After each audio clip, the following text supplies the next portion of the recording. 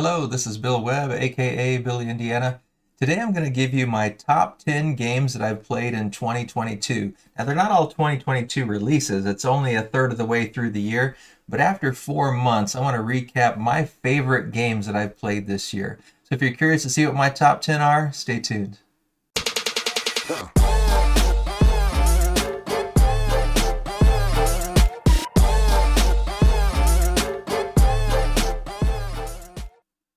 As I said, we are a third of the way through 2022, 4 months in, and I have 165 gameplays of 57 different games, 43 that were new to me in these last 4 months. And so I want to recap my top 10. But first, let me give you a few honorable mentions because what I want to recap is my top 10 games that were new to me in the year of 2022. They're not necessarily 2022 releases, but games that I played for the first time. But some games that have returned to the table that I have played prior to this year have just earned this recognition spot, in my opinion. So first up, Rolling Realms. Now this one is a shock to me because I like the game, but I don't ever feel like I love it. And yet when I look back over these last 4 months, other than Gloomhaven, where I'm going through a campaign with my game group, this is the most played game. For some reason, there's just something that draws me back. I just have a short window of time, just play a couple rounds. And so I've played this just about more than any other game. And so while it's not one that I feel like I love this game, I apparently like it more than I think I do because I keep coming back to it. So I can't help but mention Rolling Realms by Stonemaier Games. Another one that I really have enjoyed getting back to the table this year that I actually started playing in 2021 is Lions of Lydia by Johnny Pack and Bellwether Games. This one is such a clever, unique bag manipulation because you only ever have 4 tokens in your bag, but you're manipulating what color those tokens are, those little meeples. And it's just a nice Euro game, pretty quick, very easy to learn. Lots of modules in the game to mix it up and make it different every time. Really still enjoying Lines of Lydia quite a bit. Even though it's not new to me this year, just felt like it deserved an honorable mention. Another one that I've really been enjoying, started playing this one in 2021 as well, but playing it again in 2022 and looking forward to the expansions and big box that apparently is going to be coming to Kickstarter or GameFound later this year. I've been starting to hear a few content creators mentioning those expansions, so very much looking forward to it and still really loving this unique kind of negotiation deck building game. Really an interesting design and one that I continue to enjoy. Another Stonemaier game that I've been playing, especially recently, should be receiving my Viticulture World copy, I think, later today. And so very excited to get this one back to the table. And as I've played it again in 2022, I'm just reminded how much I enjoyed this game. And I have the Tuscany expansion now and still haven't even played it. I just keep playing the base game. I really need to get that Tuscany expansion. I know someone's going to tell me in the comments below, you've got to use that. I know it's going to make it even better. But I still really continue to enjoy Viticulture, one of my favorite games. It's not new to me this year, but have been playing it in 2022. And my favorite game that's not new to me, After the Empire, one of my top 10 games of all time. Got to teach this to my game group this spring and really enjoying every time I get After the Empire back to the table. I realize how much I love this game. And so again, not one that's new to me in 2022, but one that deserves some shout outs because it has been one of my favorite gameplays of the year. Now let's talk about the top 10. What are the top 10 games that I hadn't played prior to 2022 that I have played? And I'm going to stall this a little bit longer because I want to mention some of the games that didn't make this top 10 because I've had a pretty epic 4 months of playing games that many of you probably love. Twilight Imperium, El Grande. Let's see, I got my list here. Like I said, 43 new games to me. Tigris and Euphrates, The Great Wall, Great Western Trail, A Feast for Odin, Dwellings of Eldervale, Ankh. Just the list goes on and on. Unfathomable, Space-Based, games that probably many of you love that I've played for the first time in 2022 and did enjoy quite a few of those games, most of those games. I don't remember if I mentioned Castles of Burgundy. That was another new one, but they didn't quite crack the top 10. And some of you may be saying, wait a minute, that's my favorite game of all time. But, our preferences are our preferences. And so I'm going to tell you the games I enjoyed the most from 10 down to 1. So number 10. The 10th best game I've played in 2022 so far is Orleans. And this DLP TMG game is a bag builder. I'd never played it until just recently, and I've just really been enjoying Orleans. It's the style. I've never really played a bag builder game before, so that was unique for me, something that I've really enjoyed. I love the clever decision making that comes, and you're trying to race up these different tracks and You're trying to, there's so many different tracks and so many different races, and you're also trying to play on your player board and also out on the central player board. So many things going on, but and yet it seems streamlined. It seems pretty easy to learn while there's still a lot to think about. And I really can't wait to get Orleans back to the table. So that is one that I've really loved. The 10th best game I've played in 2022. Now, number 9 is a game that I don't own, but really loved my experience, and that is Pax Pamir 2nd Edition. Such a unique game by Cole Worley. You're vying for control, which the way the cards work in manipulating the cards and choosing the cards and playing them in just the right way. It plays unlike any other game I've ever played. And the whole game I was behind, and then I made this comeback and was right on the verge of earning an automatic win and just couldn't quite get over the top on that. And it just, the ebbs and flows of the game, and it just looks really beautiful and unique with the cloth board and those ceramic little pillars. I just really enjoyed Pax Pamir as the 9th best game I played in 2022 for me. The next one is another one that I don't own, and it is a Vital Lacerda game, and I don't own it, but I am looking for it because it is a game I'd really love to own, and that is On Mars. I just played it one time, and it just made a huge impact in terms of my enjoyment for it. It was very complex, and it took me a while to grok everything that was going on, and yet it flowed well. It didn't take me long to understand, okay, now I think about this, now I think about this. Oh, here's how that goes, and here's how that goes. And when I was done playing the game, I laid in bed that night thinking about how I would do things different. And the next morning I was up online looking, where can I get a copy of this? Can I afford a copy of this? It just really stuck with me, and I can't wait to play it again. The friend of mine that owns it also, I think, is planning on getting the expansion. I don't remember if the expansion's even been released yet, but I think it maybe has been, and he's got it coming. I can't remember, but really looking forward to playing On Mars again. It was my 8th best game of 2022 so far. Number 7 is Gugong. And Gugong is a game also by Taste Your Minstrel Games and Game Brewer. And this one is such a unique game of playing cards. It's historically kind of factored in like you are in China, and bribing has been outlawed. So you're giving gifts, and you're giving a better gift than you receive. So it's kind of like a bribe, but not technically a bribe.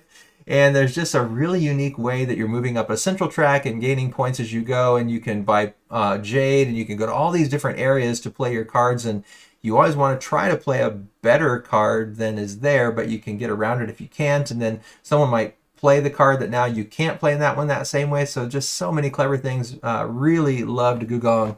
Can't wait to play that one again as well. It is number 7 of my favorite games so far in 2022. Next up, another one that I do own, and that is Unforgiven.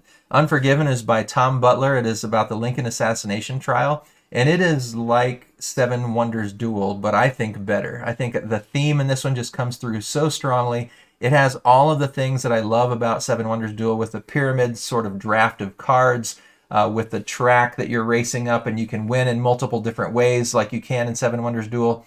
Really love Unforgiven. Can't wait to play it again. It is just a 2-player only game, so that brings it a little bit further down the list because it's limited, but I do tend to play 2-player more than any other way. So this one is number 6. Unforgiven, and a terrific game. If you haven't tried it and you like Seven Wonders Duel, you should give it a shot. Number 5 is a game that I don't own, and it is by Garfield Games, and that is Hadrian's Wall. And I got to play a friend's copy. It is a majestic roll and write with all these boards, and you're having to, or all these papers that you're filling in, these with bunches of places to mark in. And it looked overwhelming, but it, again, was one of those, but once I played a couple of rounds, I was like, okay, I got this. But I feel like I could continue to explore all the different ins and outs and how to min-max those things and how to use the different parts of especially the second page that I used, but there's so many parts of it I barely touched on. So I really want to get Hadrian's Wall back to the table again. Again, one that I don't own, but a friend of mine has, so try to borrow his copy. And eventually it's one that I do want to pick up. Hadrian's Wall was number 5 in my top games of 2022 so far. Next up, another one that I don't own, and that is Ark Nova. Ark Nova, a lot of people compare to Terraforming Mars, and yet while I see some comparisons, I think it felt just like a totally different game to me. I don't know that personally, had I not heard so many other people say it, that I would have immediately thought, oh, this reminds me of Terraforming Mars. I see the connections, but it feels very different. It has that sort of Rajas of the Ganges scoring where you're moving on 2 tracks toward each other, and the game end is triggered when those 2 tracks, someone crosses their scoring markers on those 2 tracks, and you're having to balance those. And in my first and only gameplay, I did a poor job of on the one side. I was getting all kinds of tickets on the other side, but I think it's renown or respect, or I can't remember what it was. But on the other side, I was really struggling on that side. And there were just certain things that I wasn't quite understanding the value of them in the game. It surprised me a little bit, and the reason it isn't a bit higher, although 4 is pretty good at considering all the games I've played. But I thought it would be more about building a zoo, and it really, to me, feels more like managing a zoo. Yes, you are building these enclosures and putting the animals in, but that seems almost like a side note to the game to me in terms of how you really need to be successful in the game. And the pictures of the animals and stuff are sort of, they kind of get washed into the background of the gameplay, which I loved, but it's different than I expected. So Ark Nova is number 4, a terrific game, one that I can't wait to play again, and one that eventually probably will own myself as well. Number 3, another one, again, that I don't own, but really, really enjoyed, and that is Teotihuacan, City of Gods. And I have Founders of Teotihuacan and enjoy that game, but it didn't quite rank in this top 10. The original Teotihuacan was really terrific. I love moving the dice around. I love what happens when you flip them all the way to a 6, and just all the little things to think about. There were so many fun things to process, and building on that pyramid in the middle and deciding when you should go to the worship spots, and just so many crunchy things to think about. Really love that one. And I like dice, and yet in this one there's not luck. You're not rolling the dice and trying to get good luck. You're choosing your fate. And just really enjoy Teotihuacan, City of Gods. I don't own it, as I said, but this is one I'm sure I'll pick up at some point because I really want to play it again, and it is number 3 of my favorite games in 2022. Now, the last 2 games I do own, and number 2 is Return to Dark Tower. Now, this is one that when I backed this one on Kickstarter, it was just an epic looking game with the tower, and I knew it could play cooperative or competitive, although cooperative I think is the main way to play and the only way we've played.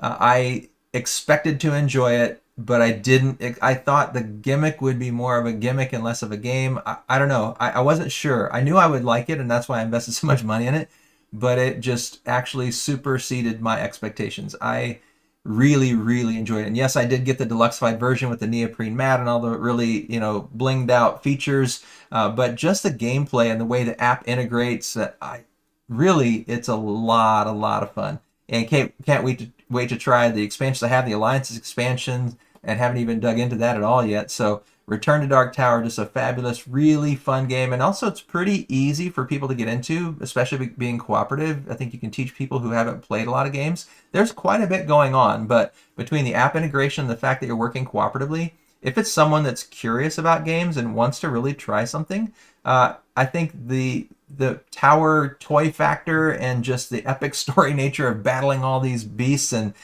all the different ways the story takes twists and turns depending on who you choose to fight against. Yeah, I think you could bring some people in with this one. And I've played it with a few different groups, and really everyone has enjoyed Return to Dark Tower. So that is number 2, second favorite game so far in 2022. And my top game of 2022, not a 2022 release, but my favorite game that I played this year, and that is Dune Imperium.